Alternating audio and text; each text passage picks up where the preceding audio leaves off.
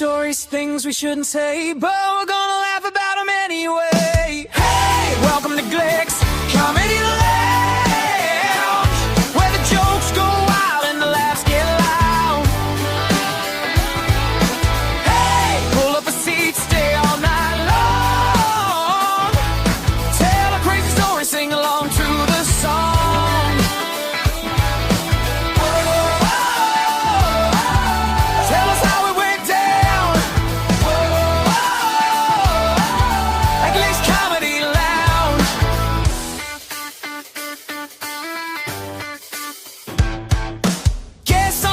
With a wild tale to tell, from the road, the stage, or a barroom hell. The crowd's getting loud and the stories get strange. Every single night the chaos rearranges.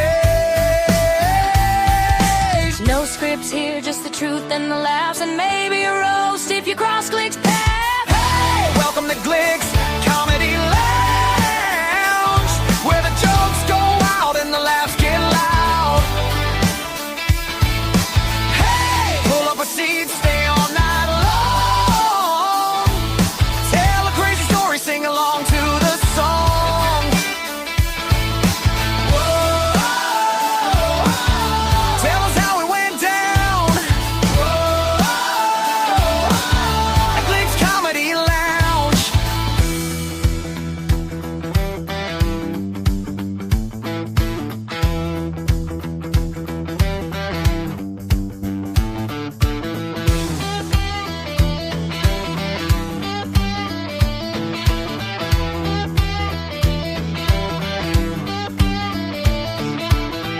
Late nights, loose minds, stories all around. You're hanging out tonight at Glick's Comedy Lounge.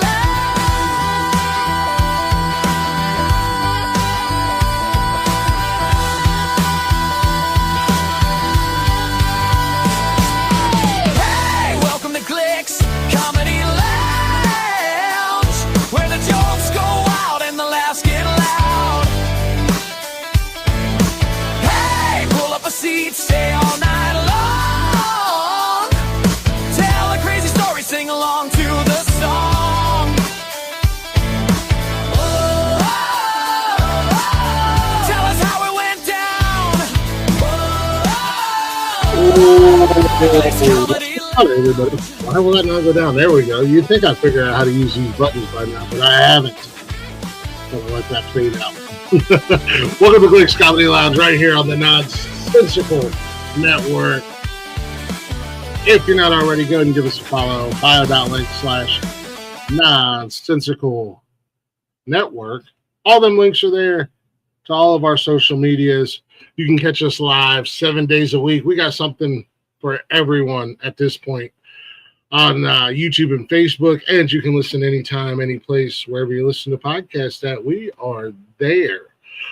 Shout out to the chatters box real quick. What's going on? Wally in there with that smash that like, share, and subscribe. Scorpio dropping that done, fool. Our boy Noah in the building. What's going on, man? Daniel hanging out as always. Happy Wednesday, brother. And of course, you guys know Kayla, the OTC of the network. Apparently, we have to acknowledge her and my producer backstage. So far, welcome in, guys. Real quick shout out. Thank you guys for listening to us on the podcasting platforms, and shout out to Ohio. Thank you guys for listening to us. I just got an email today that we are number 4. Ranked number 4 of the best 100 podcasts in all of Ohio. And me being a Michigan fan and me living in Ohio, I love chipping away and knocking off one Buckeye podcast after another. It's great. But enough about me and enough about us. We're not here for that. We're here for the comedy. I'm just a podcast host. I'm no comedian. But we got comedians that come up and hang out. And tonight, fresh off of a hot set on Kill Tony, and I'm sure everybody knows what Kill Tony is because it's every damn where, Miss Red Dawn, the Red Goddess. What's going on, young lady? Hi, how are you? Good, good, good. Congratulations on being number 4. Yeah, it's crazy to me that people listen to us. Well, it's crazy that people listen to us, let alone that many people are listening to us in my own home state. That's kind of wild. That's very cool. So, but thanks for coming up, taking a little bit of time out of your afternoon, your evening. I know you're a couple hours behind me out there in the land of craziness in Vegas. Yeah, I'm not in rush hour, so I'm happy. I know that's right. I know that's right. Right off the bat, because it's everywhere. You're throwing it out everywhere. First and foremost, you need Jesus, young lady. You came out on fire. And I don't think anybody expected that on Kill Tony. Thank you. I can't tell you how extremely exciting and stressful and oh my God, what the fuck is going on right now that was. Yeah. Listen. I watched it and I gotta be honest with you, I didn't know what to expect, but I didn't expect that. Some of my favorite comedy is the shock value, but then it represents my life, I think, very well, because my life is pretty shocking sometimes. And I think that's from the brain trauma, from my coma. And then I found out in January that I had a stroke from my heart failure. So now whenever I date somebody, they love it because I give them head that I forget. They say I did.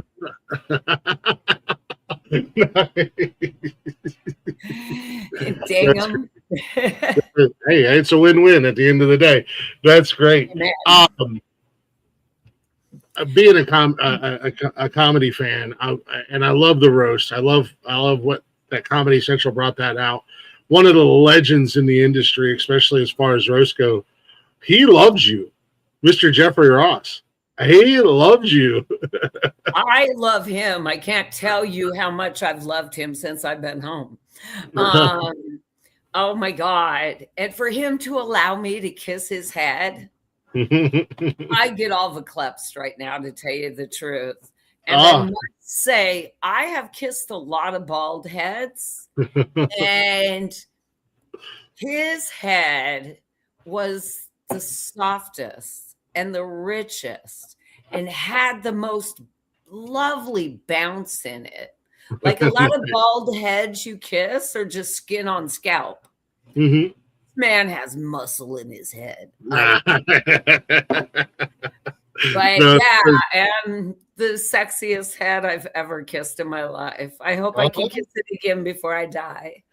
You just might. You just might. I gotta ask. Call me. I gotta ask because this is really cool for me. Doing this show, this is still a relatively new show. You know, our network of shows is still kind of new and coming up. But you're the second comedian that I've had on here now at this point that has been on Kill Tony. And Kill Tony is one of the hottest things out there right now. I had a gentleman on a few weeks back, Chad Smith, who was on Kill Tony Houston. I believe, it was Houston. Oh, so, nice. He was on the regular show, not a stadium show or a theater show. Oh, my God. How wonderful. What was that experience like for you? Were you nervous or anything at all? Okay, so let's start from the beginning. Went and signed up. Of course, I'm older, so I like to be on time for things. And I thought there'd be a long line there. I was the first in line, and I sat on the floor and read through my notes and stuff because I changed my comedy right before I went up that night. And it was really great because I was sitting there and people were asking me, and finally I got tired of that. And these two cute guys walked by and I'm like, excuse me. I go, yeah. They're like, what are you sitting here for? And I'm like, oh, it's a whole hookers convention. I said a bunch of prostitutes are getting together today. Come back tonight. Nice.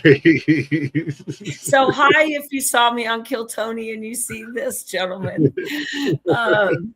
So that was fun. Just I love talking to people. I don't think anybody's a stranger once you meet them. Mhm. So I signed up and they give you your armband with a number on it. And I was 308. And I left and went out to eat and went home and chilled and de-stressed or compressed with my Don't Hate Masturbate. So I didn't hate it. And then went back about a half hour before we were supposed to show up at 8:15. Everybody was in line, and thank you to the Vegas comics that let me step in. And Cole came around with the list and he was calling names. And as he walked by, I saw a really long name. And I'm like, oh my God, that's me. So I asked him when he came back and he's like, yeah, come over here. So we went and stood in a place and then went through security. And it's great. I don't have to go through security and I never get searched going into concerts anymore because I have the pacemaker and I can't go through the detectors. Oh, no. So they never take my bag. They barely look in it. So I'm the drug smuggler at concerts. There you go. And I get you seats down on the floor because I'm handicapped. There you go. Nice. Hey, everybody's winning. Hey, everybody wants to know, right?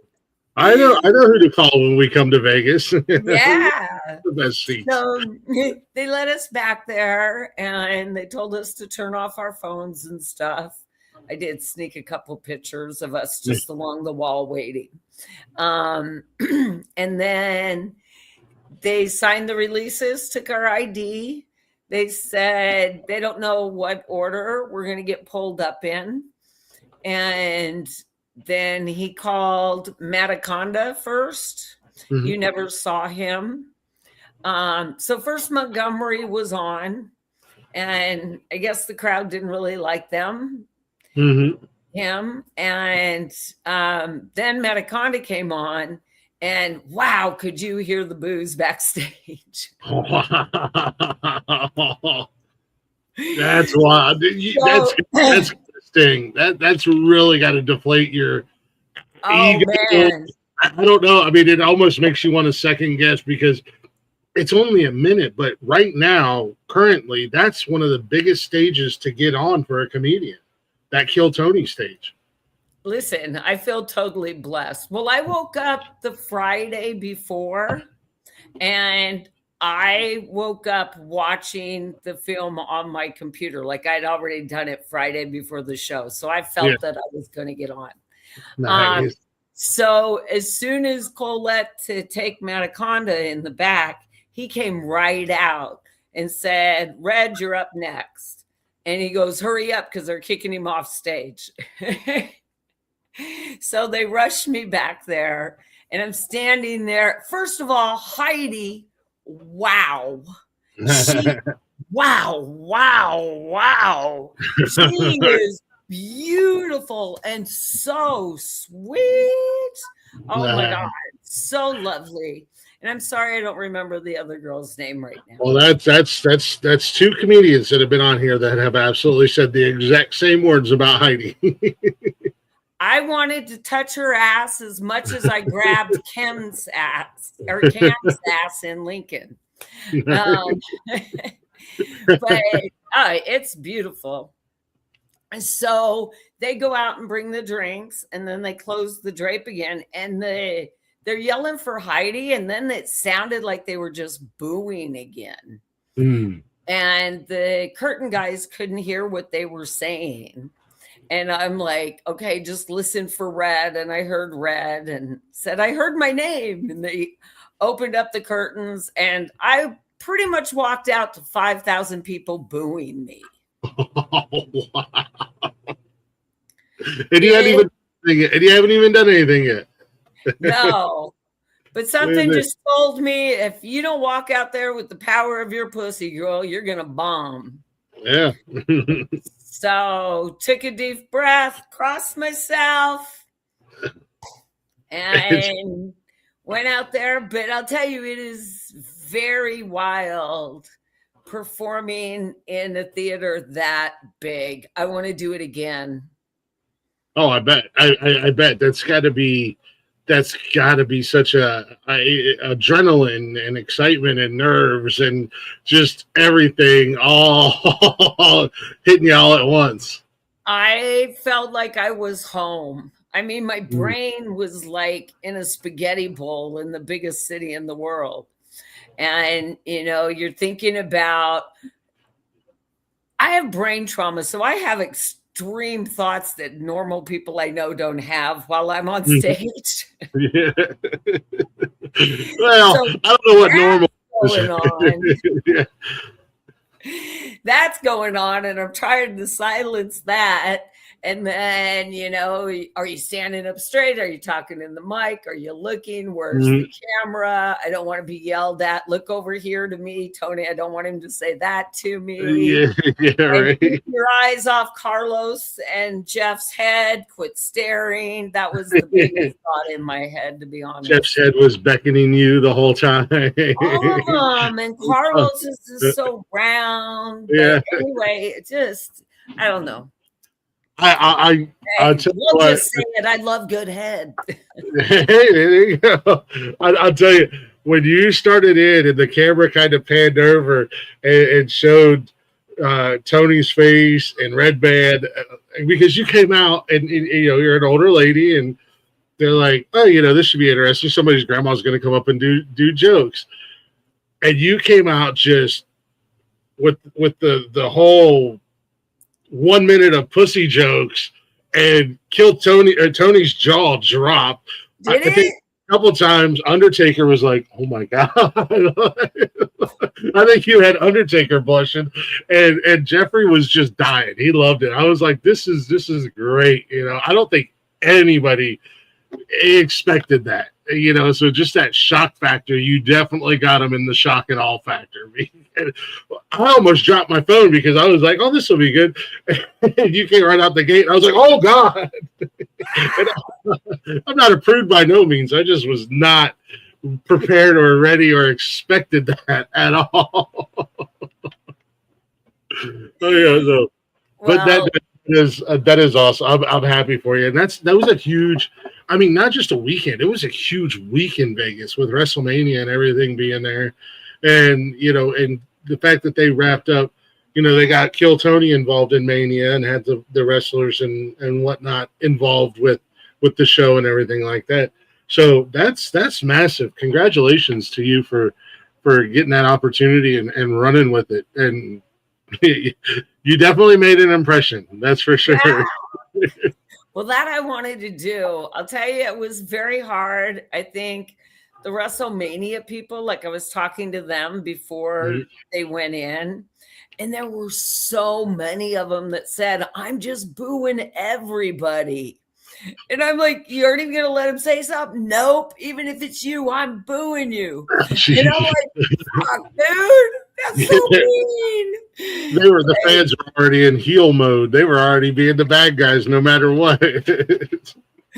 Well, you noticed on the edit, they kept the noise of the crowd down a lot. Oh, I'm sure they did. Yeah. There was just a group of wrestling fans just booing over to stage left, and it was like, oh, sit down and shut up. Don't hate, masturbate, god damn it.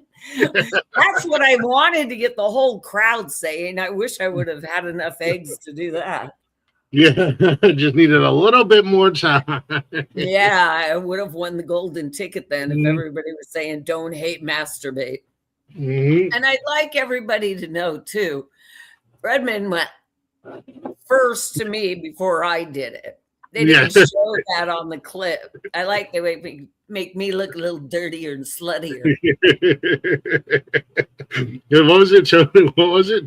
Tony said, somebody come get your horny grandma or something like that. Something along those lines.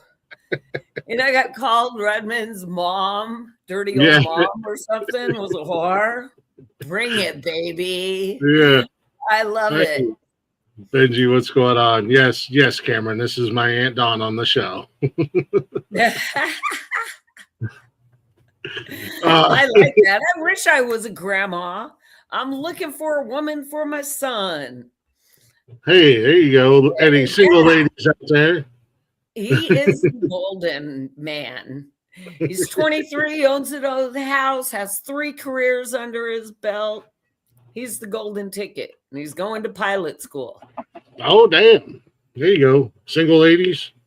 Hit me up. I'll interview you. Hit Dawn up. She'll put you through the interview process and see if you're worthy. She wants some babies, damn it.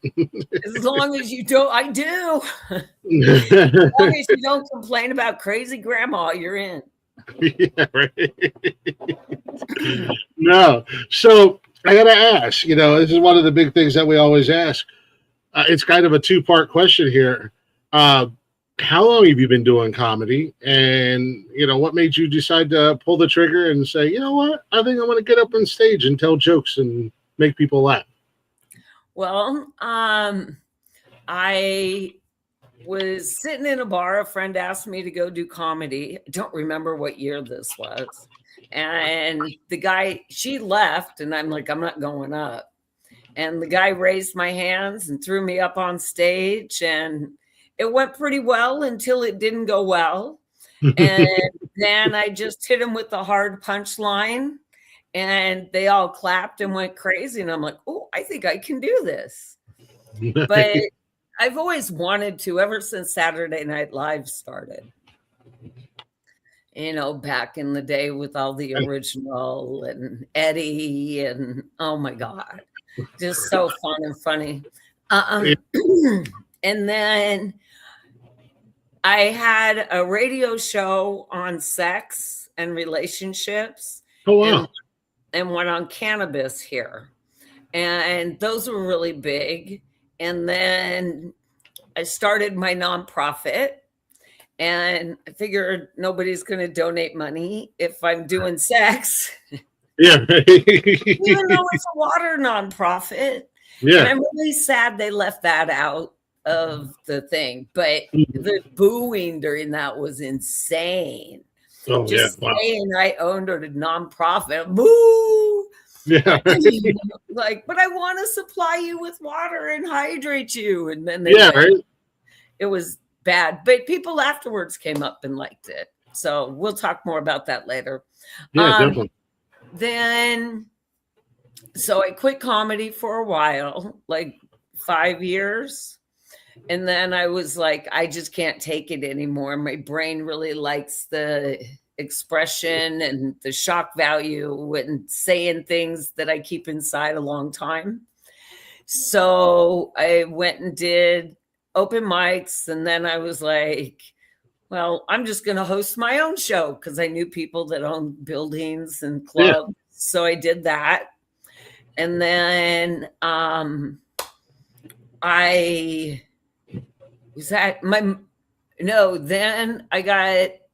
then my mother died.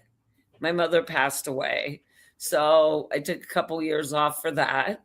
And then I came back to Vegas, and then I was left homeless. Oh, jeez. By a roommate. It's been hell. So she took all my money and my stuff and everything. Damn. But you'll see me later. Yeah, right? Yeah. So then, right before she kicked me out, I was dancing at a Dead show, and then I found out I had the Widowmaker, and visited some friends. They said, go see the doctor. I saw the doctor that day. They did an echo of my heart. And before I even made it to my car, they said, go to the hospital. And then they put this little thing inside of me, which is my pacemaker, my defibrillator, which I seriously thought it was going to go off in the middle of Kill Tony. My heart, I hadn't felt my heart beat for 3.5 years or longer. And that thing was, it was Oh, crazy. I bet. I mean, that, like I said, you go back here, you're like on the biggest stage, probably on the biggest stage of your life at that moment. It was. And to say that your heart's not racing is an understatement. You know? It is the best rush ever. Mm-hmm. Hey, Scorpio. Yeah. So had my heart stuff. That takes a while to come back from. And then I did a little stuff in Lincoln when I was there with my son getting better. I had an open mic night at the Highball, and Nebraska is a very woke place. A little bit. They don't have a sense of humor. We have talked about that. Yeah, we were just talking about that with one of my other guests. I think last week or the week before. You got to know your room. You got to know your audience, and you got to be careful because if you're laughing at my stuff, I think you could laugh at everything. Yeah. And it was just one night I bombed. Like I did a whole bunch of Christmas jokes at the stoplight before I went in. So it didn't go over well. And I just made a comment about myself in comparison to something that was very limp. And they didn't like it. Well, some people are just a little overly sensitive. So yes, especially when they don't work or that doesn't work.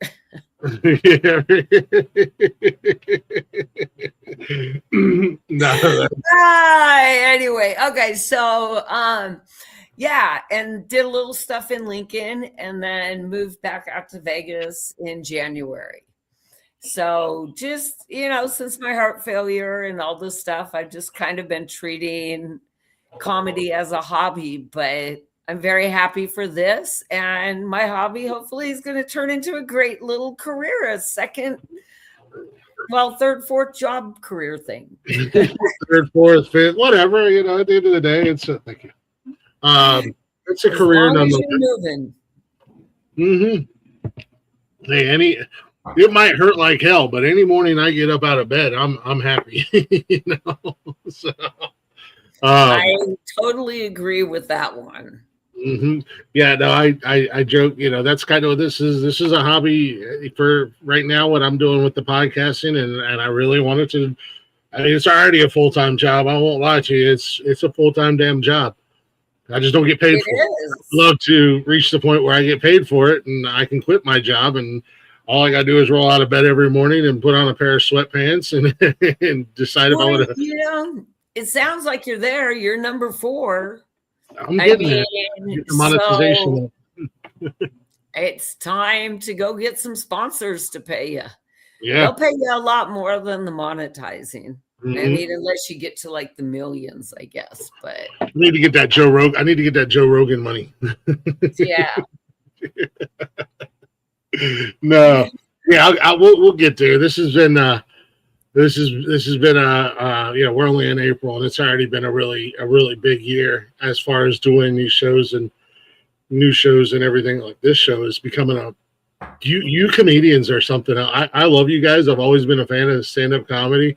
I've got friends that do it, and you guys are. This show is a monster of its own right now. I can't even control it, and it's all because of you guys. You guys are amazing, and I love hanging out with you because nothing's off limits. You guys just fucking come on and. I hate Will Smith for that because everything should be off limits when you're on the stage. When I'm off the stage and I'm not performing, I get to be me and you watch your P's and Q's and you're polite. But on the stage, I think you can say absolutely anything. I mean, Lord knows I've used the N-word a couple times, but I've used it appropriately. I don't know. And I'll tell you, the room got really quiet. I'm sure it did. And then it just took one laugh and everybody busted out. But, if it wouldn't have been appropriate, it would have got quiet, and then I would have got jumped in the parking lot. I don't know, but I actually started comedy in a black club. Oh, wow. I was the only white woman there, and I was probably older than the bartender, but she looked 30 years older than I did. So a rough life. It was a rough bar. But yeah, you know, it was a lot of time of, I was a single mom then. So it would be put the kid to bed, stick around for an hour if I could to make sure he's sleeping, and then sneak out, go do comedy, and then come home, check the kid. Sometimes he was there, sometimes he wasn't. Sounds like he turned out all right. You don't do comedy for a while. Oh, well, the trick to that was, and parents, listen up, you're going to get upset when your kid sneaks out and you don't know. In Vegas, you don't know if they got kidnapped or what happened. There's a lot of traffic in here. And so then I said, you know, I used to sneak out on my mom, and she was very upset and crying. I said, and I don't want to feel that way. I said, Bobby, I go, it just breaks my heart, and I worry, and I don't want to call the cops, but it sucks. I said, so why don't you just leave me a little Post-it note where you went on your bed? Right? It was like, okay, that worked for about 6 to 8 times, and then he caught on. I come home to the note and just go bust him and pick him up. Yeah. But it does work till they figure it out. I'll tell you that. That's nice. Yeah, no, exactly. Yeah, I've been pretty fortunate with my kids. I haven't had to deal with any sneaking out or anything like that so far. I don't think I will. Well, you have a much bigger presence than I do. there is a, well, yeah. The only one I thought I would ever really have to worry about is my oldest one, who will be turning 21 next week. But she would just tell me, hey, I'm going to so and so's house, and that's what I told. I don't, as long as you're not doing anything illegal or hurting yourself or hurting anybody else. Yeah. The most illegal thing she did was drink underage, but who didn't drink when they were in high school? You know what I mean? And she knew the rules. Stay where you're at. No driving. No getting into cars with your stupid drunk friends.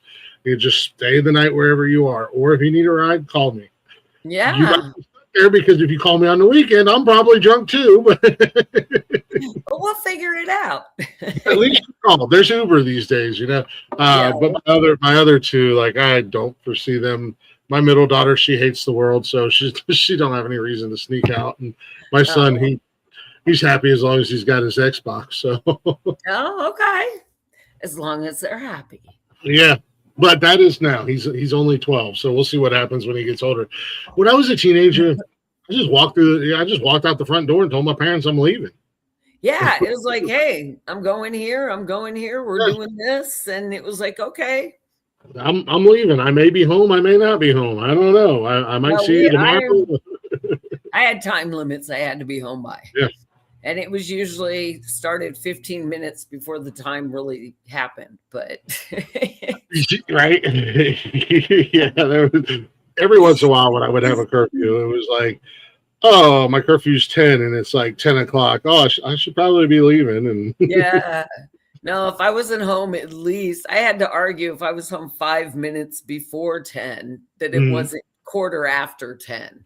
It's like, geez, come on. I grew up in the middle of Podunk, Ohio, middle of nowhere. There wasn't a lot that we could get into, I mean, there was a lot we got into, but there was. In Lincoln, Nebraska, too. I didn't think that, but there was a lot we got into. There was a lot we got into, but it wasn't like we really had to worry about all that much because we were out in the middle of nowhere. I mean, my closest neighbor lived half a mile down the road. So, oh, wow. Yeah, so that sounds like cow tipping country. Yes, ma'am. I showed my kids the other day where I grew up at, and I said, that used to be a cow pasture. We used to tip cows over there. And my son goes, isn't that where you push cows over when they're asleep? And I'm like, yeah. Why would you do that? You see where I grew up at? There's not a lot else to do. We find yeah, but might I just say, as a woman trying to tip a cow by yourself, don't do it. It hurts. Don't be slow if you tip a cow, because cows are surprisingly fast and they get angry. It's really like hitting a brick wall. It's like, I'll just go rub myself into a brick wall. But okay, I'm sorry, we digress. Back to mom. You're still sneaking out of your mom's house, Kevin Hawley. Kevin Hawley is a very good friend of mine who's also a fellow comedian down in Tampa, Florida. Oh, hi. I never got caught sneaking out. I did throw a raging party when my mom and brother went on vacation. And your mom and brother went on vacation. It was like, you don't get to go on vacation with us. I begged to stay home. I begged not to go. And she let me, and I threw a party, of course, and helicopters, fire trucks. It was still talked about the last time I went back to Nebraska. This sounds like would you put on Woodstock in your backyard? Oh, no, it was in the house and outside. I think there were 3 or 4 kegs we went through. I don't know. I knew older people. Yeah. And then somebody broke the piranha tanks downstairs that my brother had, and that was a mess. And he cut himself on the glass, and then somebody got stabbed, and somebody was murdered. And it's like my relationships. It is crazy in Lincoln, Nebraska, folks. And it's everywhere. It's not just me. Right. No, it's back. I digress. Comedy.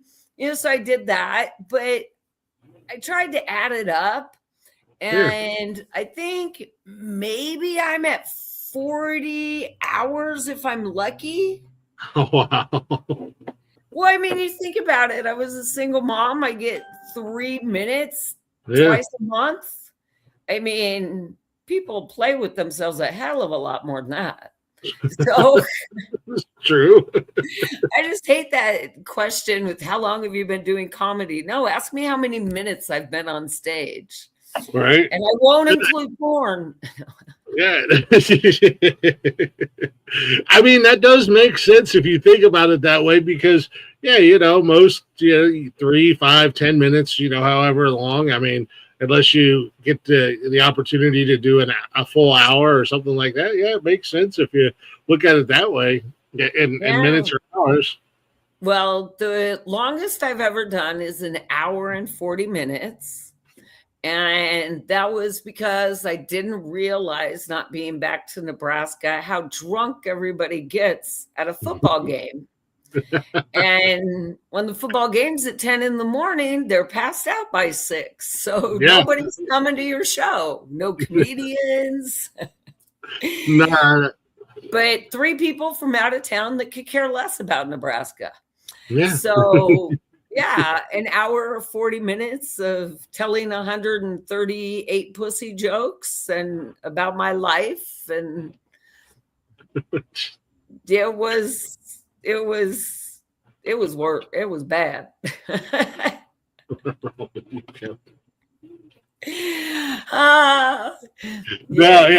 How many pussy jokes can one tell? Well, I've got up to 138. There you go. I'm 148 now, I believe. There you go. And then I did get told one at Kill Tony by another redhead, actually. Nice. And one by a hooker. So I gotta tell you, the women are much more supportive. Well, I guess that makes sense. They're much more supportive of pussy because they have one. Yeah, I mean, you support what you have first. Yeah, hey, and that's the cool thing. You're starting to see more and more women in comedy There's some of them, some of them are just whatever. But there's a lot of really good female comedians that are starting to get the spotlight. I love it. There's a couple out there that I really enjoy, and I love seeing it personally. It's something new. It's different, and I like that there's some of them that they can tell the raunchy jokes and they can be raunchy, but they don't feel like they have to just because they're women. I don't feel like I have to. I just enjoy it. Yeah, right. There's a difference. I just really like it. I enjoy it, and I think maybe I know it's from my brain trauma because my son did a lot of research on it because it bothered him. And I heard Redmond's joke. I wish I would have caught that. But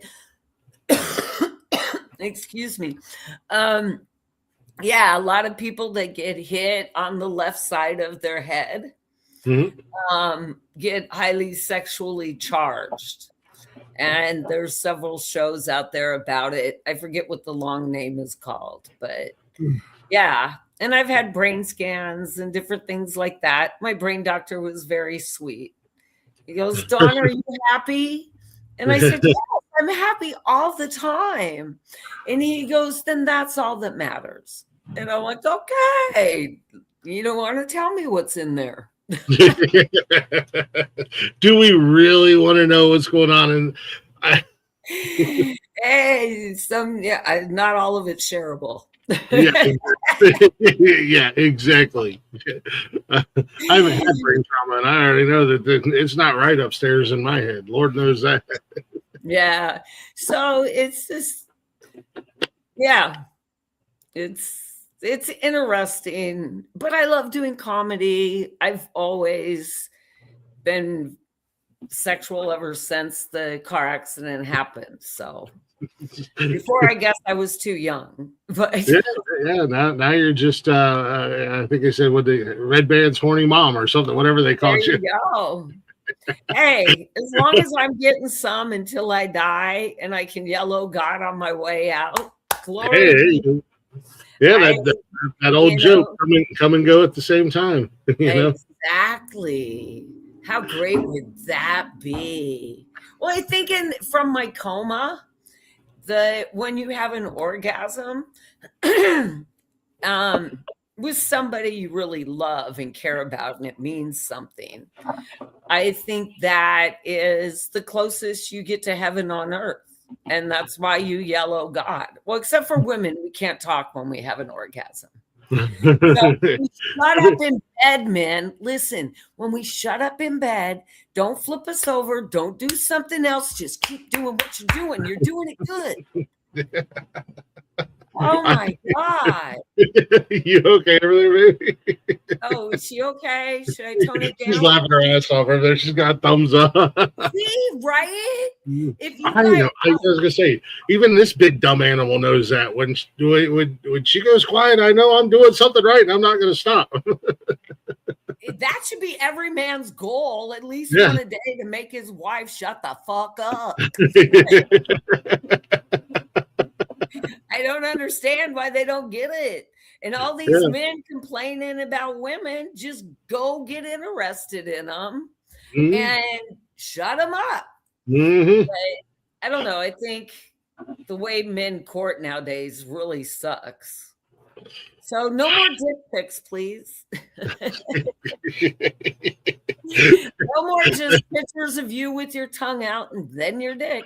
That is the weirdest thing to me. Like, dudes are just, they're proud of themselves. And I don't, I've never. It's not your prettiest body part. Let's get real. Well, yeah, let's be honest. And it's hard. It's hard. I mean, it's hard to take a pic. I'm sorry. You can't get the right angles. Lighting sucks all the time. See, on Dawn of Sex, we used to have picture perfect time where you'd send it in and we'd tell you how to make it better. Nice. First, get rid of the sores. Yeah, right. Yeah, I don't understand that the whole concept of First message, hey, how you doing? Second message, here's my dick. You want my dick pic? Well, Yeah. I think it's because men are very visual creatures, Mhm. and a lot of us think and do what turns us on to the other person. So I think that's the bottom of the barrel. It's an interesting tactic. It's not one that I've ever used personally, but No, it works much better if you say good morning, you text her and say, I'm thinking about her. He's like, oh, I'm cold. I need to climb between those thighs and warm up. Texts like that during the day, that's what gets us hot. Nice. Well, look at your girlfriend and see, is she agreeing or no? she's she's got a big dumb grin on her face. See, she's thinking of doing you. She's probably tired of talking to me at this point. Well, I think that women are in general much everybody says romantic. I just think we're hornier than men. Well, and like you said, men are visual creatures, and that's why I don't know how familiar you are with TikTok or anything like that, but fucking book talk is all them dirty books and everything that women are reading. They love that shit. Y'all love that damn shit. Everybody's been loving it since the 20s or more. Oh yeah, it's like some of those books are wow. They're wild, but we have sex with our brain. Mm-hmm. Because if you're not doing it good, we're going to the book in our brain to get off. I just wish women would understand, if men did a quarter of the things that happen in them books, we're going to wind up on a list with charges. That's not true. Can I say, during my sex show, what I found, most men would call in saying, I love my woman and she did these great things and now she won't do them anymore. And I found that most of 99.8% of the time, it was because the woman let down her guard and did something sexual that the man wanted. And then the next day or later, the man would degrade her or say, that's what bad women do. And you just did it for the man you love.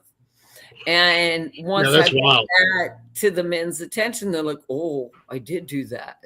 Yeah. It's like, and women, I don't know. It's a whole big conversation. We'll get back to comedy. I'm sorry. Do you see how my brain just goes to sex and relationships and how we should treat and love each other?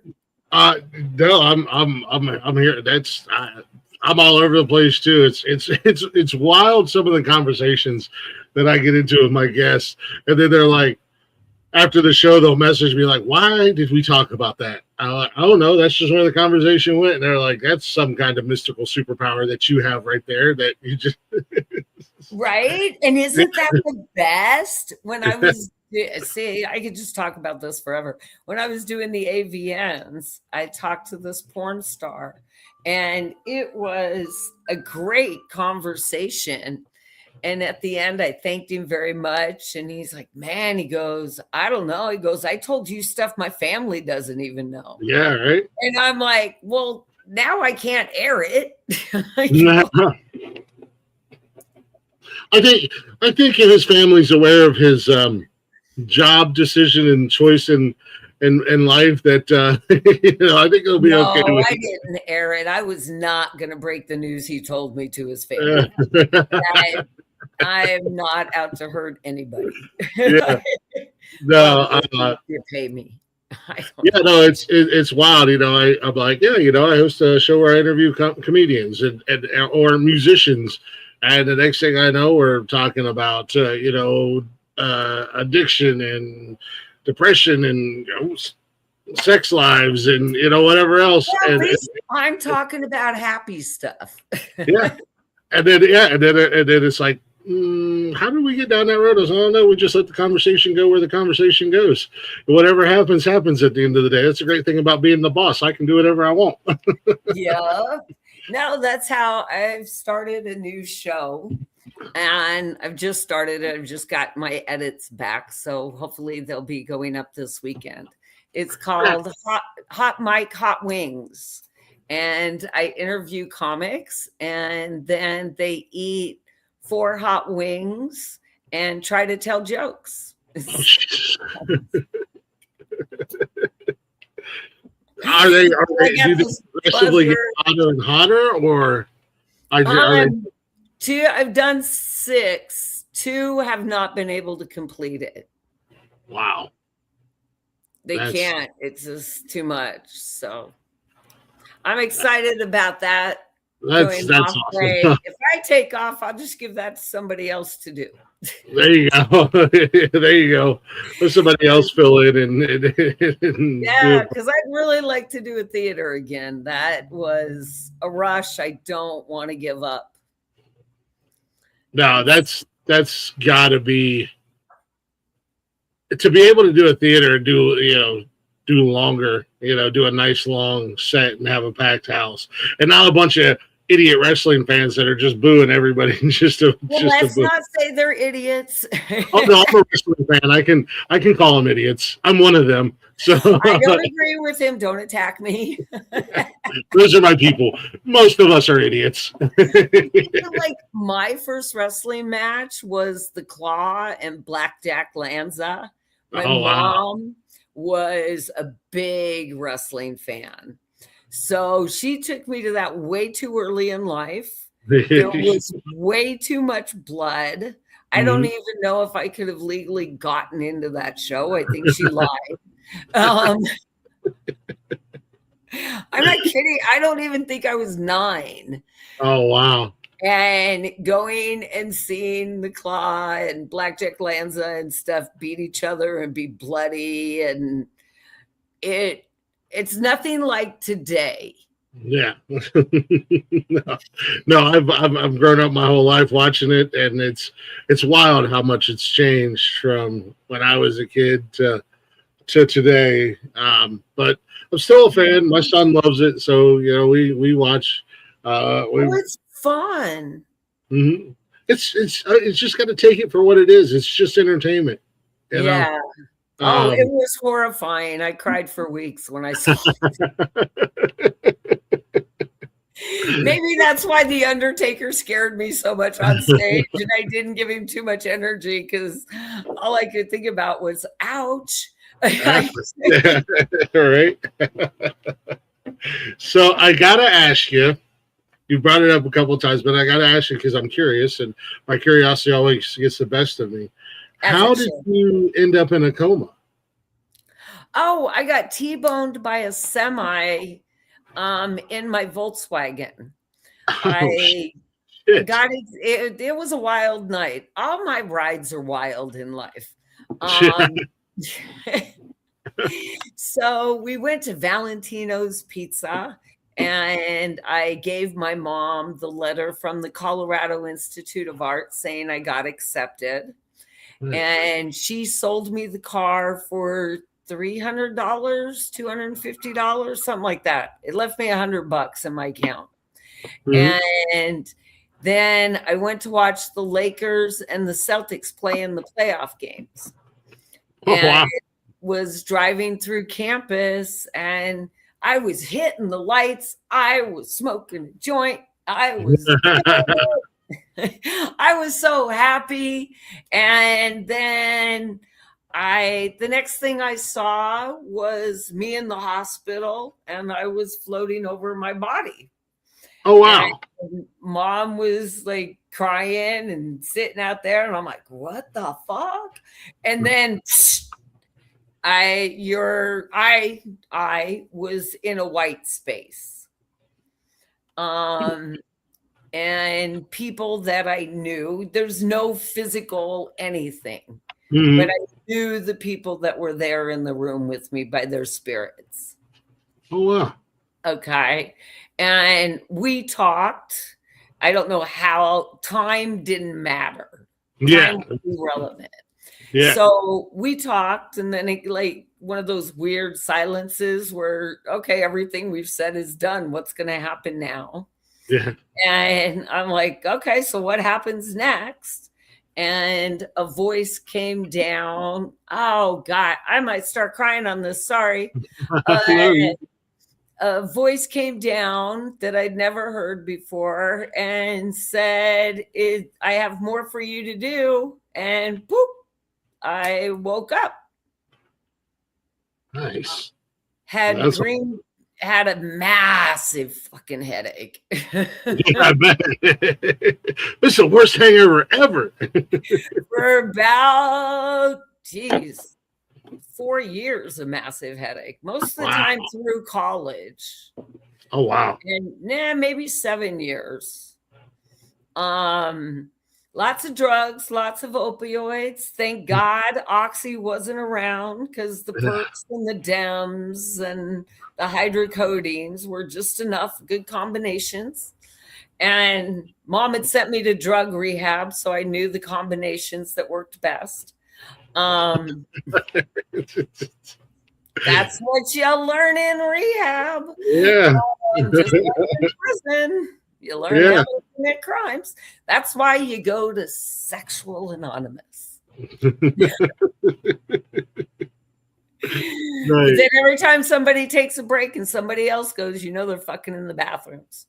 And everybody just fucks in the parking lot afterwards anyway. Sounds like Sex Anonymous is working great. It is. Yeah. So, I just woke up. I had green Jello and was sent home with a massive headache. Damn. And got hooked on drugs for a long time. Lots of cocaine, 2 nose jobs. I've had quite the great life. Maybe that's it sounds like I'm so old. It sounds like it's been a wild fucking ride. It has been a wild ride. It's been a great ride. Yeah. No, I mean, you're here, you're kicking, you got stories for days. Yeah. They shut off my pacemaker 3 months ago, so that's cool. Oh, jeez. Yeah. Hey, hopefully, like, you're good and you don't need it right now, and it's not like, well, you forgot to make a payment on your pacemaker, so we're gonna go ahead and just turn it off like the electric bill. Oh my God, right? I always thought about that. Once I put it in, is some like 18-year-old or 20-year-old, and it's his first job to monitor my body. I have a whole movie written about it. But then they did that on 911. Or no, 911 Nashville, they did it. And they were taking people with pacemakers out. I'm like, oh, fuck. Oh, anyway, that scared the shit out of me. But no, they left the defibrillator on. So if I do have a heart attack or something goes wrong, I'll... Yeah. I just was hoping that didn't happen on Kill Tony, because that literally was the hardest. That could be great on stage. We joke around all the time. If I'm going to have a heart attack or a stroke or something, I hope it happens when I'm live, because that's going to be great for views. That's true. When they said you could have died at the Dead show, I'm like, well, is that so bad? My son's name is Bob Weir. They are kind of part of my life. Yeah. My last name is not Smith. Okay. FYI for everybody. No. Some mean girls got my real name taken away from me on social media. And I can't get it back. That was during my sexual little pussy competition there. And I obviously lost. Well, not really. They're married in Florida, so. Oh, jeez.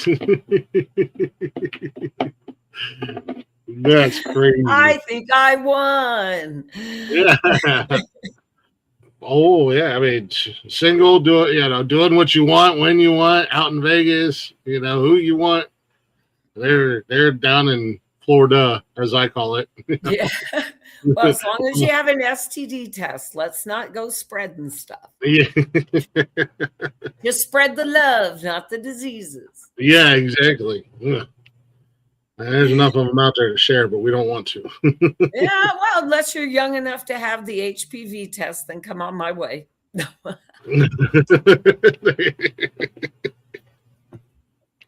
There you go. Listen, I'm dating men so young right now. I have some of them, I feel bad, but I have some of them convinced that my estradiol hormone cream is the best lube they've ever used. And it's true, and it works for about 3 weeks. Then they start watching soap operas and crying. By week 6, they're wearing my panties and their tits are getting bigger than mine. Oh, yeah, it's time to move on. Michael's become Michelle. Now it's time to move on to the next victim. Exactly. No, that's awesome. I love it. I mean, it really does. It truly sounds like you're just enjoying life, and it seems like that's all you've ever done is just enjoy life. Well, after you find out what heaven is, you understand that you're in hell on earth, because when you're not living in the love you were created from, like, you don't look at a baby and see an asshole. Sometimes I do. No, you don't. The little arrogant baby pricks. Goddamn, wanting that titty and I want it. No. Yeah, looking all smug and shit. So it's kind of like that. And yeah, I believe since my coma, I've had a little extra light inside because God touched me. Yeah, well, I mean, it's one of those things. A lot of people who have said that they've had near-death experiences say that when they come back, they're given a second chance. So they do live a little bit, a little bit more exciting life. They're not afraid to take the chances that other people are, because they know, that at the end of the day, life is short, and you can sit around and talk. And I know this is why I'm the asshole friend, because I'm the one that's like, you can sit around and talk about it all fucking day long, but at the end of the day, if you're not doing anything about it, then nobody cares. So don't talk about it, be about it. I've had to have that conversation with myself a time or two. Stop talking about it, you big dumb animal, and go do it. Yeah. So yeah. People like that, like yourself. You've already you know what's on the other side. Let's have fun. There's like that fear barrier is almost no longer there for you. Well, I don't know. I still get afraid when I go out on stage for some reason. I get all nervous, and then after the first word or two, I'm fine. Yeah. But I think you need that adrenaline, that rush to get you more hyped up. And oh yeah, definitely. Kind of add a little extra fuel to the fire, so to say. I mean, I've been doing this stuff for so long, and I still get nervous, especially when I have guests, because it's like, what if I got a forced conversation? What if this guest is just lame? And I've been fortunate. I've been very lucky. I have yet to have a guest that was terrible. I've had nothing but great guests. And I know I'm probably jinxing myself here with that, but that's okay. But I still get nervous because I don't know. And it's not until I'm bringing a guest up on stage and get the introduction out of the way, then it's just like, all right, smooth sailing from here. Whatever happens, happens. I'll figure it out as it goes. The show's live. I can't edit it. I can't chop it and screw it. It is what it is. Well, I think for me in radio, when my show was live too, it was just because you want your guests to look good. And some guests, it's hard to make stupid look good. This is true. Somehow I've managed to do it for 45 years. But me personally. Well, in Vegas, the plastics help a lot. But mentally, I think it's challenging to Yeah, right. keep moving and not be, a spaghetti mold and have some sort of a direction, which I apologize. It's my brain. I never have a direction, but the ride is always fun. Yeah. That's the right side of my brain, and I don't even have any brain drama that I know of. Well, I mean, I probably come across most people like I do. Right side of my brain is calm, cool, collective. It's that left side that's 300 miles an hour in 7,000 different directions, 24/7. And it's just like your left side is your logical side, and your right side is your creative side. Mhm. So you like being logical? No, there's nothing about me that's logical. That's what I say. Your right side is more active than your left. Yeah. See, I'm dyslexic too. Yeah. I'm left-handed. I'm handicapped. Leave me alone. Oh, no, it really is. And I just have a tendency to let the side of my brain that's out of control be in control most days. So yeah, because it's so much funner. Yeah. It is. It's just so much funner, and there's more ideas, and I have $1 million ideas I'm waiting to explode on. Right. And it sounds, with everything that you were bringing up earlier that you've done, and the comedy and the radio show and the new show and everything like that, and I want to talk about this for a little bit because you brought it up, the nonprofit that you have. Oh yes, the Giving Water. Yeah, what is that all about? The Giving Water is out to hydrate America. And how I don't have a bottle with me, and that's my bad, real bad. You didn't think this through. What we do is we tap into businesses, marketing and advertising funds, and turn them into nonprofit funds. And then we do all their community social responsibility also. We do this by proudly displaying their logos on a label of the Giving Water with a QR code on the back going to them. Then we take that water and we put it in one of our distribution centers, or we attach it to another charity and then offer it to the community so the community can come out and give through their bottled water needs. So it's a win-win-win. Businesses get a write-off for advertising and marketing, and they finally do some community social responsibility that's worthy. And charities get water and money, and you and I get to give and walk around with a bottled water that shows we have a good heart and we care about people. And businesses where bottled water is in your life, that's where they're going to see your logo. And it is how our brains work. If you see something over and over again and it's part of your life, you're going to integrate it in your life. So if you're a finance company, if you're a cleaning company, an electrician, a plumber, anything that you services in your homes, reach out to the Giving Water. Go to hydrateamerica.org. I had to get two names because they kicked off my nonprofit too, Tiffany's. Oh, gee. So it's the hydrateamerica.org on social media. And I own both the domain names, so we'll all go to the same place and give together. I also started a chug challenge before all my health issues. And that is just taking a bottle of water and shouting out who you are and where you are, chugging the bottle of water, challenging somebody else to do the same thing, and making a small donation. Because when we all do little pieces and come together, it's a real big effort and part. I mean, if I could just imagine, it would be amazing if everybody in that stadium gave me $5. Oh, yeah. Would make a truckload of water. Yeah. And then I just put up on the website the different charities, and the people could vote on what charity to give the water to. So, yeah, I think it's a perfect idea. I also think this should be done on bread and milk and eggs, and that should all be free too for a donation. Yeah. Because let's put the advertising in our hand, not on our TVs, not in the magazines.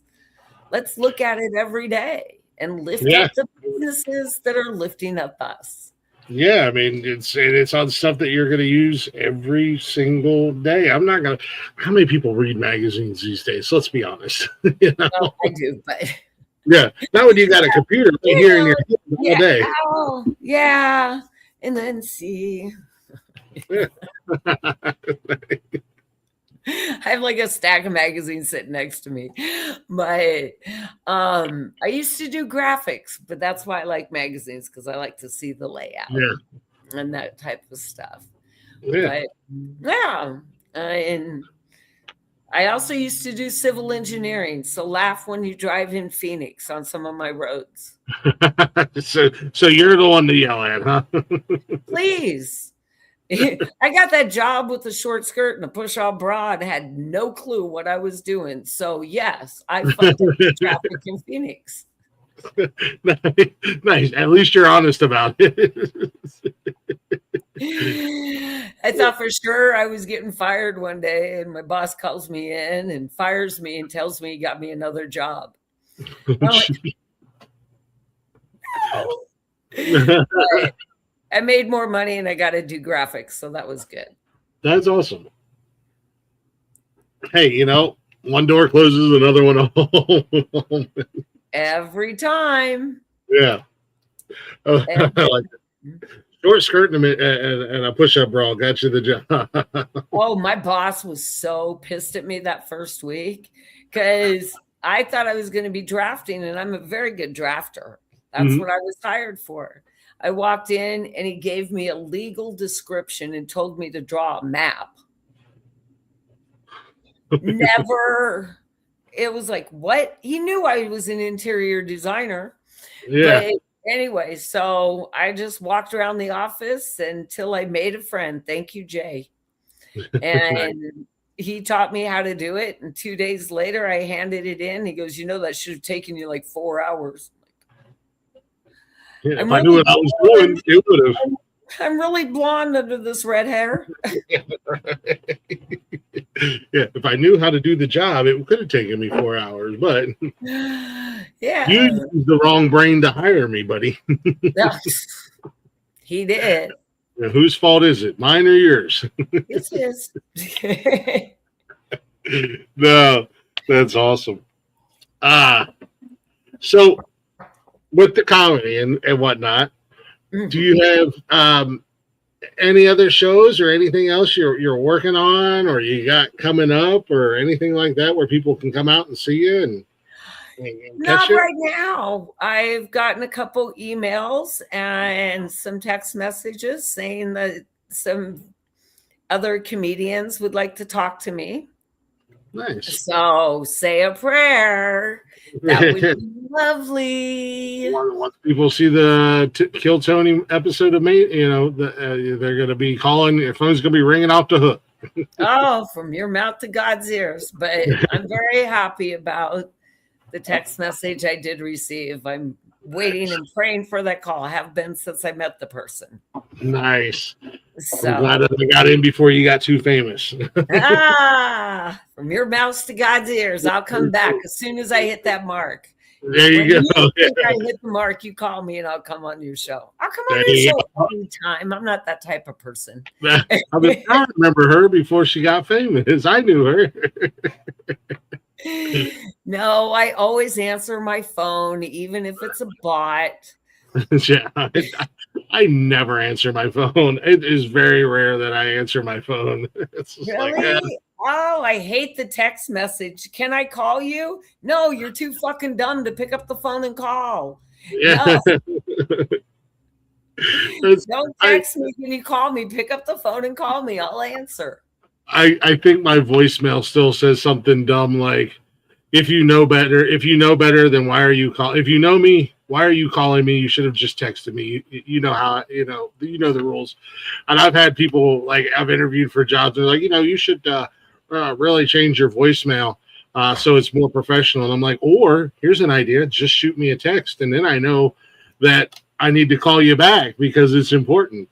Well, I'm sorry. I don't answer my phone. Call me if I don't answer. Shoot me a text then. Mhm. If I still don't answer, I'm busy. Yeah. I've had bosses at jobs that I've worked at, and they would call me about something during the day, and I would not answer my phone. And then they would text me and say, "Really, Glick?" And I'm like, "Yeah, I know, but I don't answer my phone. Whatever you have to say to me, unless you're dying, which you're not going to call me if you're dying, is not that important that I got to answer my phone because I'm busy. I'm working." So bosses are supposed to call you just about work? They do. Huh. I just tell them text me. They never called me about work. Well, there's a big difference between you and I.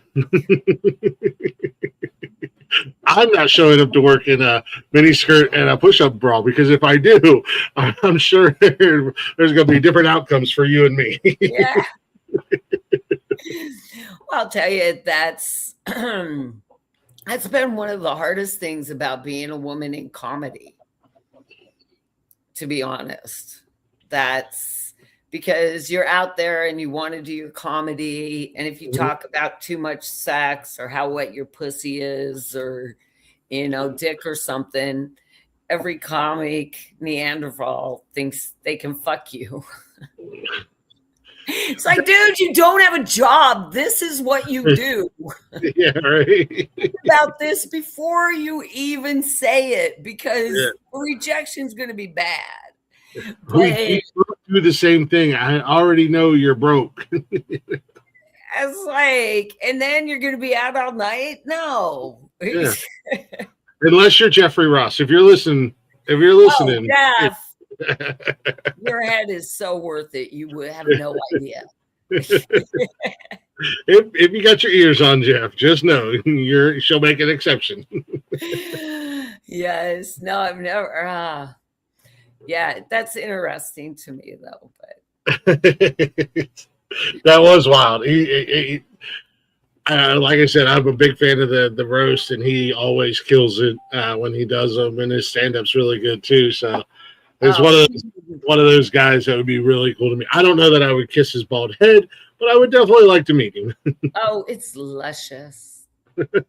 Like laying your head on a pillow. It's safe to say you got a little, just teeny tiny bit of a crush on Jeff. Yeah, that, and I've just always liked a bald head. Just something about it. Maybe it was my grandpa and how much I loved him because he had a really nice bald head.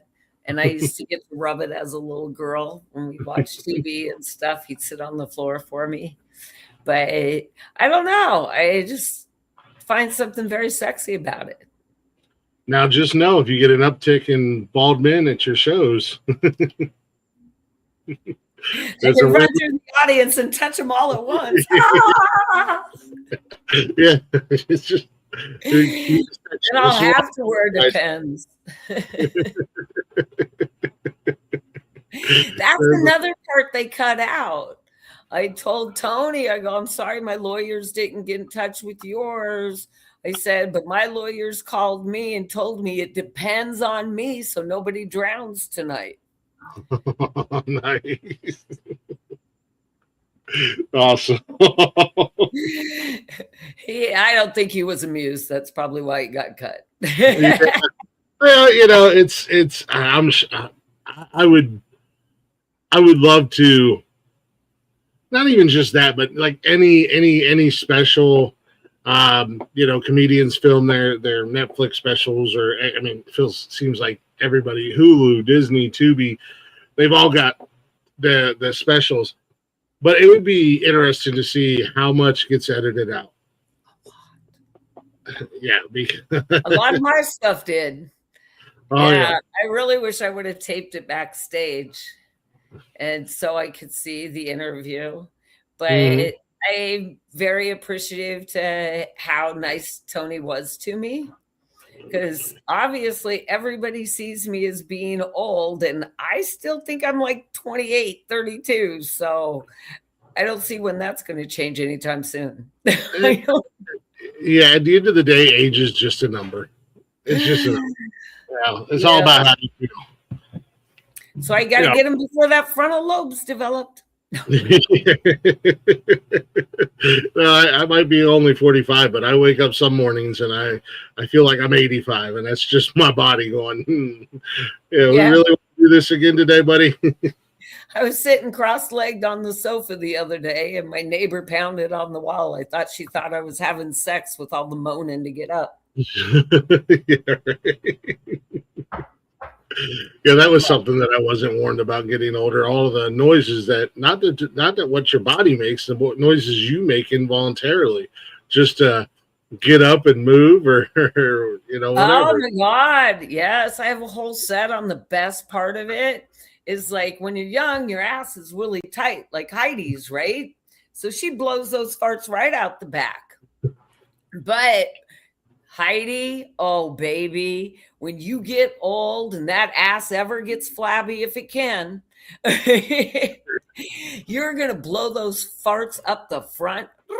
And it's going to tickle your clit and be so nice and ripple through those lips. Oh my God. And then all you do is eat cabbage and beans for the rest of your life.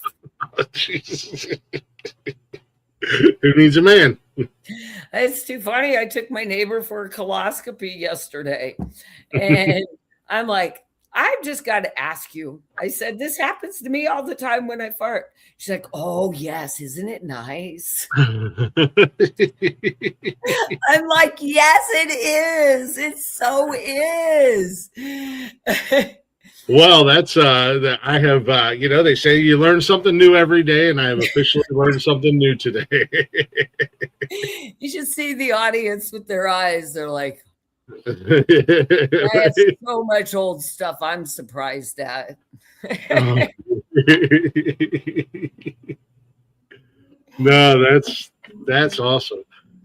It is. You have something to look forward to. You get a little tickle on your balls every time you fart when you get older. Right? They're already practically. That's it, huh? Yeah, they practically. I'll be 45 in October. Starting earlier and earlier, America. Yeah, they already working out and go for the farts. Stop the gym. Stop the squats. Let them ripple forward. Just let it rip. No, I know that's right. So, I'm sorry. Comedy aspect of it. No, you're good. Now I'm just gonna. Now you're just thinking about farting, huh? Yeah. Now I know when I get the grocery list if there's a bunch of beans and cabbage. Now I know what's going on. Yeah, I went to the post office the other day and there was this little brat in there, right? And she was really being a pain in the ass. And they gave her a little computer to go to. And she was walking around so smart with it, just farting like an old man. I was like, and her sister just cracked up laughing, and I couldn't take it anymore. I cracked up laughing. Then the gays behind me cracked up laughing. And she looked like, what are you looking at? I was like, I loved farting at that little kid. Yeah, at the end of the day, don't matter how old you are, farts are funny. It is what it is. Farts are always funny. Unless they're stinky. Well, then they aren't so funny anymore. Yeah. Unfortunately, we have no control. There's not a lever that we can pull. Yeah, I don't know. Yeah. So you've been doing comedy for a while, and I gotta ask you because this is something that I always throw out there, and I think that this is such a great thing that you guys have and an opportunity that's out there for comedians, and it's almost exclusive to you. But now I'm learning that a lot of clubs are doing it with musicians, which I guess makes sense. But the open mic nights, are you do you still do any of those, or were you jumping on every open mic you could back in when you were younger and stuff? No, like I said, it was easier to create your own show and have people come to you than go to all these places. Right. And you can practice, at the beginning for 5 minutes. And then you get to practice your riffing, or I stimulate my brain to come up with a compliment joke for the comedian and then introduce the next one. So that's the part I really like about hosting is doing that and working jokes in between. But you've really got to watch talking too long. Like, I'd set my thing for 2 minutes so my phone would go off, so I wouldn't, unless sex came up, then goddamn. Dennis came over. But no, just because I hate the open mics where the hostess or host talks for like 3 hours and the open mic's 5 hours. Yeah. It's like some people like to go home and do something at night. Not only that, but give some of the other up and coming or new or just in general. I notice, and I hear a lot of comedians say that they use the open mics to practice new stuff on I don't hear much. I mean, there's some comedians I think that do new stuff. My brain obviously gets bored with doing the same set over and over. And a lot of people like that. But to me, that's like having sex in the same position and kissing the same way and doing. I can't. So I might do my pussy jokes at the beginning or throw them in at the end, but I'm not going to do the same jokes. I like Tony. I want to be one of the comedians that's forced to do a new minute every week on Kill Tony. That I try. I mean, I have a book now, but I have books I've written in where I try to do a minute that's new, because it's just challenging and it's fun. And all you got to do is go out in public and meet somebody, and talk to them, and you'll find a weirdo, at least in Vegas. There's probably a lot of them in Vegas, from my understanding. Oh, there are. Yeah. Yes. And I think all the comics represented Vegas very well. I mean, overall, if you think of Vegas with the city, I mean, you have me, the sex queen, and then you had Evan, which looked like he had Down syndrome or autistic, but he isn't. And you have those kind of people in Vegas all over trying to be somebody they're not, or pretending to be somebody. And then you had Chris, who was originally autistic and, had everybody loves now I can't even say bullshit. Everybody loves a retard. And I'm not saying autistic people are retard, but everybody loves somebody that's off center somehow. Yeah. Because nobody likes to be in the middle of the road all the time. That's why so many people love me. Maybe I'm retarded. Hey, I've dated enough retards. I can freely speak about them. I know all their quirks. We like them happier over mad. We don't like an upset one. Yeah. The happier ones, they're much more fun. Right. But, every time I go into Walmart, I pray to meet one. And every time it works. Going to Walmart, if I'm a betting man, you're probably going to meet more than one. Nope, I've just met one. Every time I've said that prayer, God's even kept me in lines where 5-6 people have exited the store, and he's told me to stay in that line. And then I get over because nobody's in the line where everybody's gone through. And sure enough, right behind me. Oh, it's lovely. The last one, Jenny was her name. Oh, we yelled at each other all the way out the store.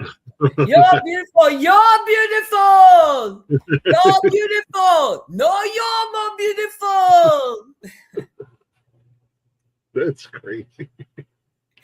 And the way people look at you in Walmart, they don't really care. Yeah, it's another day in Walmart. At the end of the day, to be honest with you, it sounds like your comedy style is kind of the like you said you would love to do the 1 minute one server. You know, it sounds like you're kind of a quick hitter. You know, do you do much storytelling, or is it more just I'm gonna hit you with the jokes and bring them to you? No, it's more storytelling and then putting the jokes, the punchlines in the stories. Nice. Or do you do a lot of different parts of my life and putting them together in a joke? Does that make sense? Yeah, they're kind of mixing it up a little bit. Yeah. You want to hear one? Sure, why not? It's a comedy show. Well, you know, after your pussy's so wet, you got to stick a dick in it. And then what happens? It comes and then you get a baby, right? So you have this baby. And then you got to teach this baby how to piss in a toilet. So that's hard. So I just let my kid run around naked all the time. So one day he comes up. Oh, wait, tell you a little story first. But he was peeing in the kitchen, and we had a Great Pyrenees dog. I don't know if you know about that breed. But she started howling and barking because my kid was peeing in the kitchen, and my dog was upset because he's not allowed to pee in the house. It was so funny. And I'm like, look at Bobby, you can't pee in the house. Look at, you're upsetting the dog. You have to pee in the toilet. So for the next 2 years, he peed outside with the dog every day. All the time. You got to be careful what you say to young kids. I learned that. But anyway, one day he comes running up to me and he's like, Mommy, I found it. And I'm like, what? I mean, like, I was verklempt. I was so excited. He said, come downstairs. I found it. So we go running downstairs and I'm like, what is it? And he throws himself on the floor, throws his legs over his head, points to his scrotum and said, I found it. I found my little brain, Mommy. I'm like, oh, shit. I pissed my pants laughing. And I tried so hard not to laugh. I said, you're right, Bobby. You did find your little brain, and you're not to use it ever. I said, one day that little brain's going to try to take over the big brain, but you have to say no. And I said, pinky swear to Mommy, you'll never use your little brain. And we pinky swear. Well, about 10 years later, I have my show on sex. And of course, I have to go through and look at my dick pics every day for the show. Yeah. And I'm like, yes, no, we can work without. I know that dick. What? I know that dick, and I've never fucked that dick.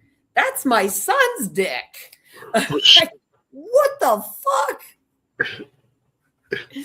So I'm like on the way to school that day, and I'm like, Bobby, I go, it's amazing.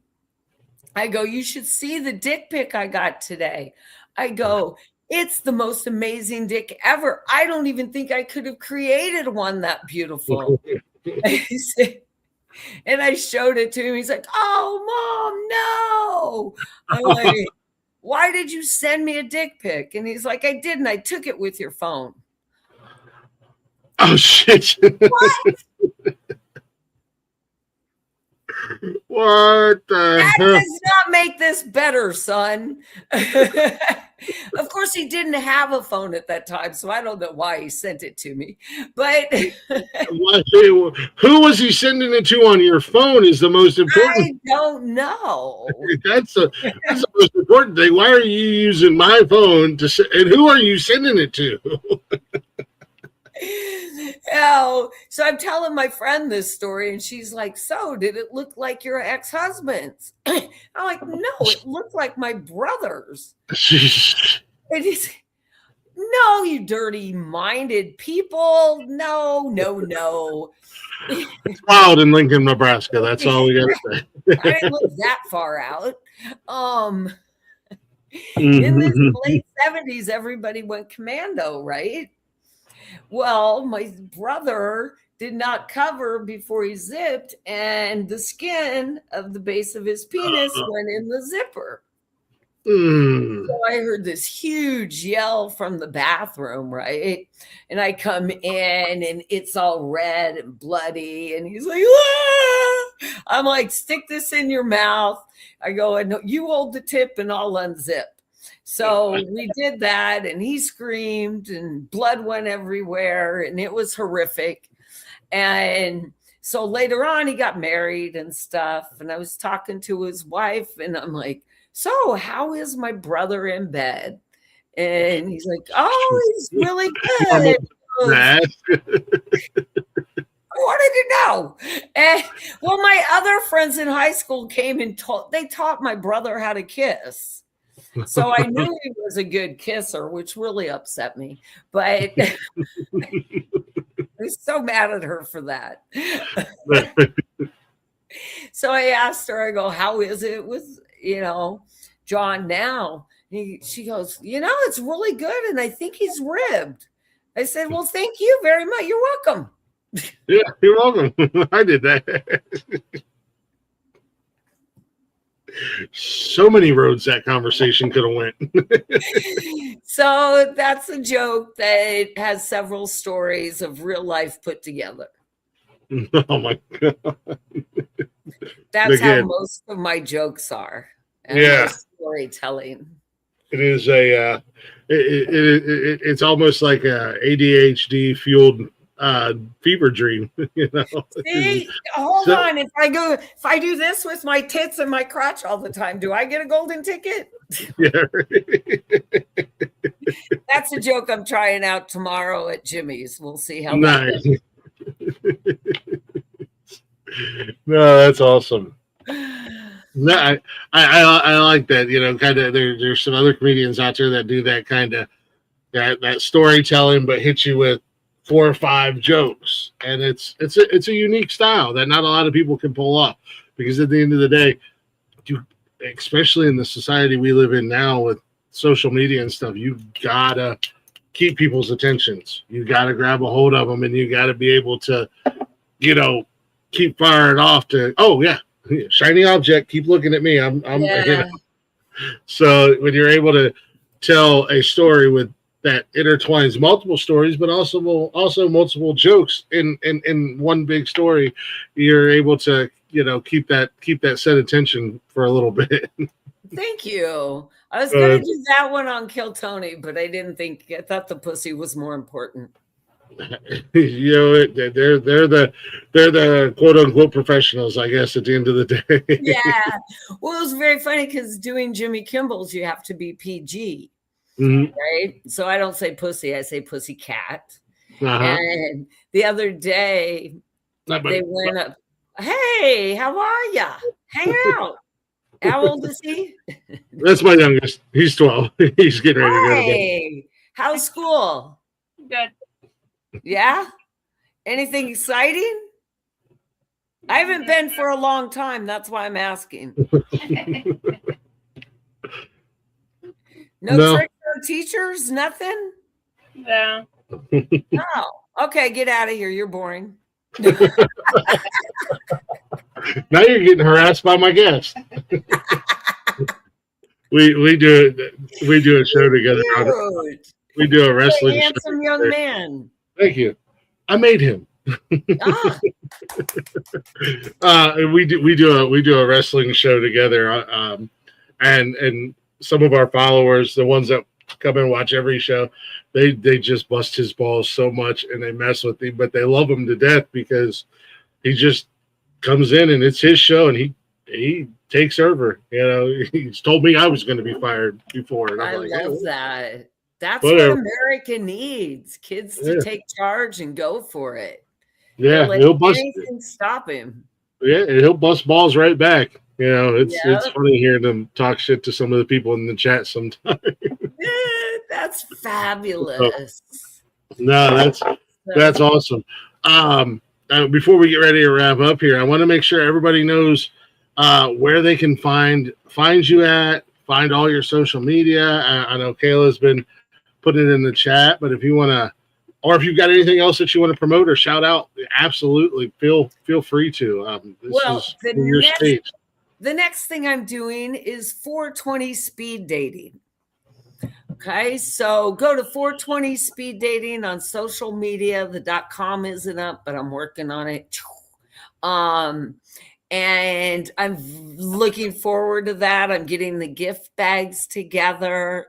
The first couple 420 speed datings will be for anybody, any age, any sexual orientation, as long as you smoke. And because sometimes you just want to smoke with somebody. You don't need to date them. Yeah. You just want to have a fun smoking buddy. So it's 420 speed dating, meet your smoking buddy. Damn. Right?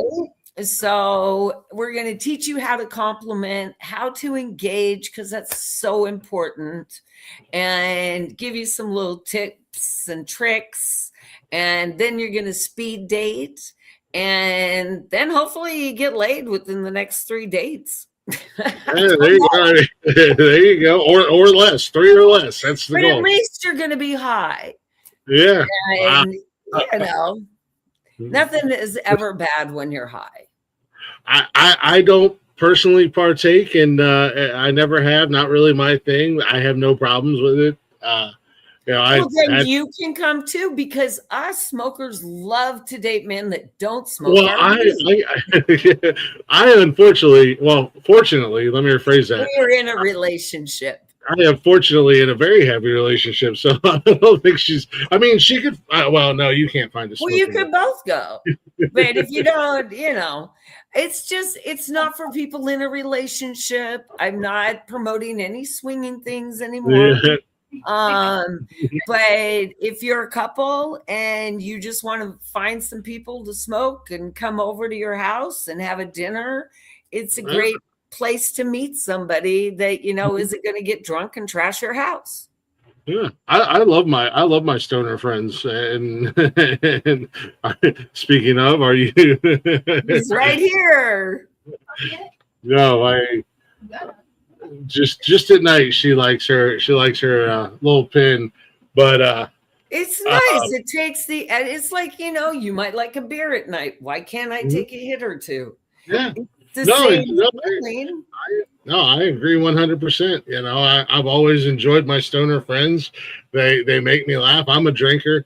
I typically only drink on Saturdays now. I've cut back quite a bit, personal and preference and reasons and stuff like that. But I love my stoner friends, man. They crack me up, and I feel like most of the time I'm just on a natural high in life. So, like some of the shit that they're thinking about high, I've already been thinking about all fucking day.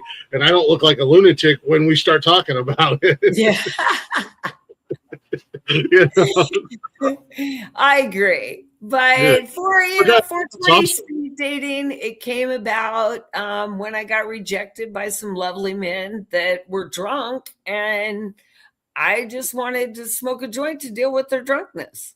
Yeah. And they said no. And I'm like, well, this is stupid. Let's get 420. Let's meet a man that smokes some weed or doesn't smoke weed and doesn't care if I do. Yeah, absolutely. Yeah. So that I have a show called Getting Comfy with Cannabis that will be taking off early next month when Champs comes to town. You'll be learning about a bunch of new products and new things on the market or about to hit the market. And then Hot Mike Hot Wings. Start loading up on that. We're going to get that up as soon as possible. Do you see my ADHD just does? Yeah. I was listen to idea, go. Listen to you talk is like listening to me talk. I love it. And then, of course, the Giving Water and Hydrate America, my heart, my soul, and what I want to do. Can you imagine trucks loads of free water going to national disasters and not waiting for FEMA? Yeah. because I can just send them. Yep. And Exactly. your company could be the one providing for everybody. Mm-hmm. And it's going to put them So right in the give it spotlight. a call. People are going to remember that. Oh, I hope so. Myers and Myers, landscaping sent all this water to us or whatever, and they're going Right? Can you to imagine? How about a real estate company? And we put all your brokers on there and all Yeah. the real estate agents, and you deliver it into every house and every open house. Yeah. It's Become a giver, not a taker. you what? Did you? Yeah, I got it. I had it up here. Yeah, no, that's a great concept. No, you've got so much going on, and then on top of it, she's doing comedy a little bit here and there now. I mean, don't forget, go check out the Kill Tony Mania episode, and in the first few minutes, you're going to see Don up there, and you're going to get to see Don molest Jeffrey Ross's big bald head. That was so lovely. And But please remember, you did say yes. yes, he did say yes. I asked for permission, and it took every fiber in my body not to tongue that head, might I tell you. Oh, that would have been great if you did. Oh, man, I wanted to so bad. And I thought, oh, no, what if he thinks it's gross? And they say this old lady, and it's like, yeah. It might have gotten you the golden ticket. You never know. I could have licked that thing from front to back. Anyway, don't get me started. That is awesome. This has been great, Don. You are definitely not what I expected. I'm something special, as Jeff says. Yeah, in a very good way, because again, I book guests and I never know what's going to happen, and I've been very fortunate, and I've had a lot of fun hanging out with you and getting to know you, and look forward to. And one thing I do here is, down the road, I love bringing guests back and hanging out with them and seeing what's going on and where they're at and everything like that. So hopefully next time you're back, if you want to come back, you'll have big news on all the new things that you got coming out. Oh, I love it. I'd love to have a Netflix special about women and sex through the ages. That would be cool. It's almost written. Nice. But, you never know who's going to see you. I say it all the time. You never know when the right set of eyes or the right set of ears are gonna see you or hear you, and then that one phone call is all it takes. So. Yep, and feel free to speak my name amongst the most powerful. Yeah, there you go. And remember, don't hate, masturbate. And if you love yourself, somebody else is going to love you more. Mm-hmm. I was going to say that leads me right into, I always ask my guest before I let them go, two things.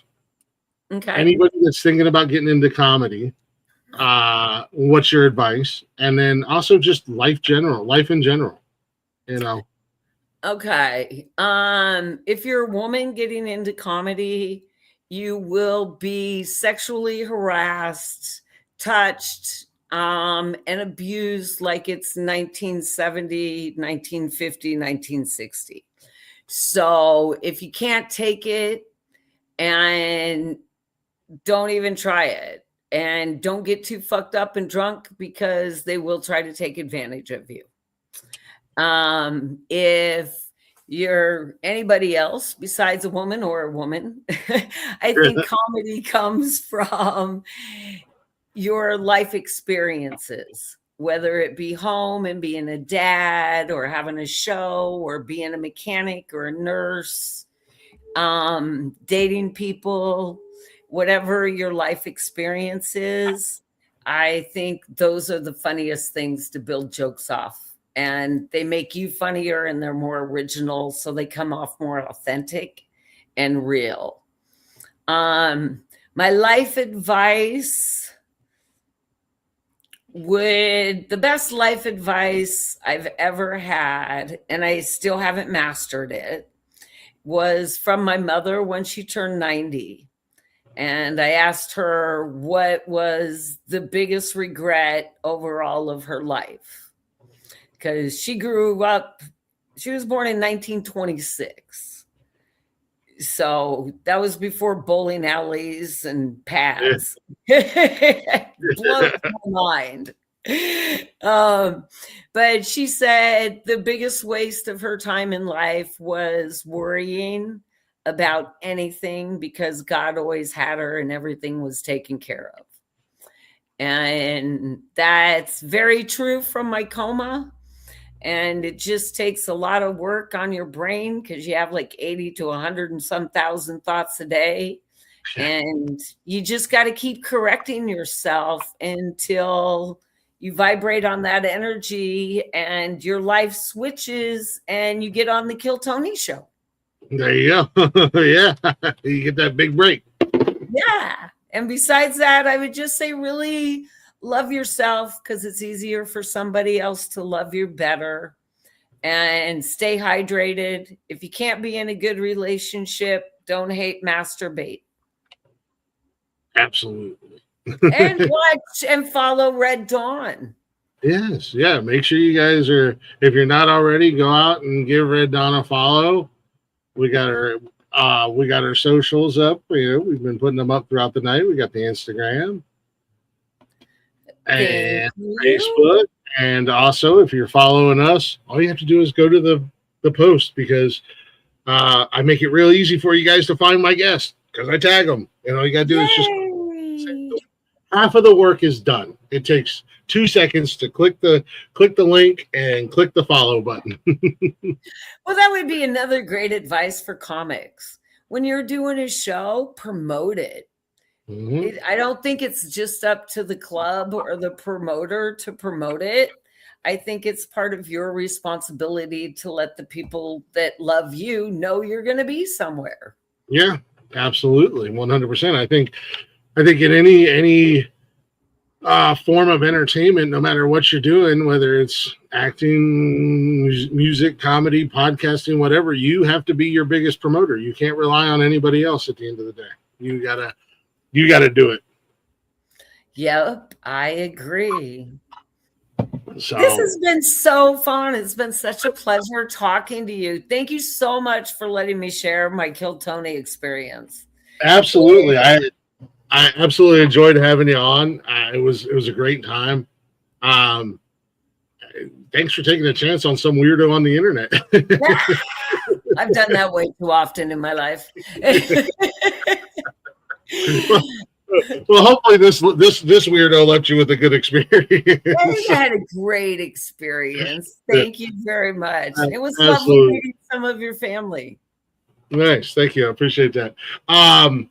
If you would like, I'll let you drop down. I got to do my closing spiel. Thank you again for coming on and hanging out with me for a little bit. And we'll have you back on down the road if you would like to come back on. I will. And thank you very much. Thank you, audience. Mwah, mwah. I love you. Goodbye. Have a good one. All right. Thank you guys for hanging out on another Wednesday night. Glick's, I got so many shows, I forget what half of them are. Glick's Comedy Lounge. What's going on? Thursday, tomorrow, Wally's doing motorsports. I don't think he has any guests. Friday, Wally's Motorsports World. The guys are in the garage talking all things with engines and wheels. And then Saturday this week, I won't be here, but you guys will be happy to know that I believe Rock Lee will be doing the show, and Wally will be hanging out with him as well. Might be a shorter show. And then I think this Sunday, maybe, hopefully, we'll see what happens. Beyond the Veil, we'll be coming back doing another show. I think we've been kicking that around a little bit, but life happens, and sometimes we don't do things as planned. But Check out the shows next week. Wally's back. He's got a new guest on Monday. I am live not until Wednesday next week. I'm taking Tuesday off, but next Wednesday I got Gracie Griffin coming to hang out with me here on the Comedy Lounge. So yeah, check out the shows. bio.link/nonsensical network. Give us a follow, give us a like, give us a share. Check out all the shows. If you want to help support the shows, if you're liking what we're doing around here and you want to help support us, you can hit us up on the Cash App, Glick13. We've also got Venmo and PayPal. I don't know what those are, but that bio link has all that shit in there. I don't know. It's there. If you want to support the show and help us do what we're doing around here, that'd be greatly appreciated. Not required, but appreciated. And with that being said, be good or be good at it, fuckers. I'm out of here. I'll see y'all next week.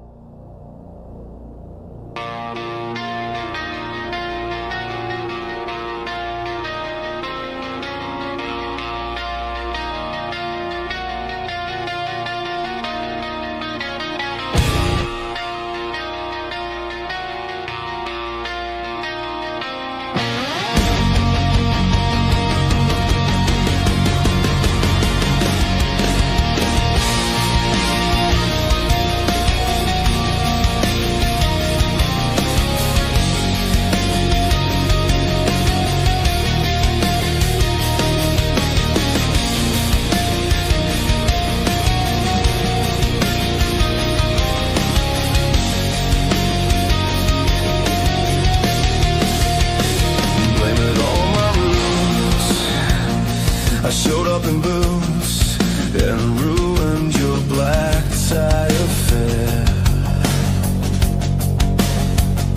The last one to know, the last one to show I was the last one you thought you'd see there. And I saw the surprise and the fear in his eyes when I took his glass of champagne. And I told the Joe, said, honey, we may be through, but you'll never hear me complain. 'Cause I got friends in low places where the whiskey drowns and the beer chases my blues away. And I'll be okay. Yeah, I'm not big on social graces. Think I'll slip on down to the oasis. Oh, I got friends in low places. Well, I guess I was wrong. I just don't belong. But then I've been there before. Everything's alright. I'll just say goodnight and I'll show myself to the door. Hey, I didn't mean to cause a big scene. Just give me an hour and then, well, I'll be as high as that ivory tower that you're living in. 'Cause I got friends in low places where the whiskey drowns and the beer chases my blues away. And I'll be okay. Yeah, I'm not big on social graces. Think I'll slip on down to the oasis. Oh, I got friends in low places.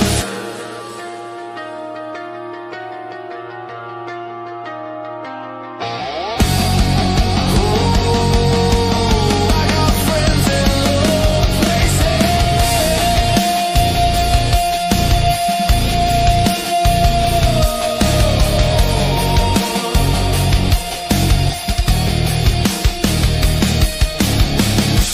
Yeah, I got friends in low places where the whiskey drowns and the beer chases my blues away. And I'll be okay. Yeah, I'm not big on social graces. Think I'll slip on down to the oasis. Oh, I got friends in low places. Yeah, I got friends in low places where the whiskey drowns and the beer chases my blues away. And I'll be okay. Yeah, I'm not big on social graces. Think I'll slip on down to the oasis. Oh, I got friends in low places.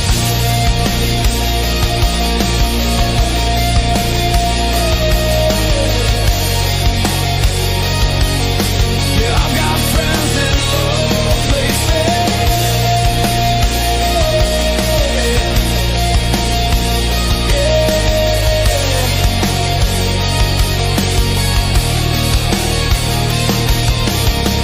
Where the whiskey drowns and the beer chases my blues away.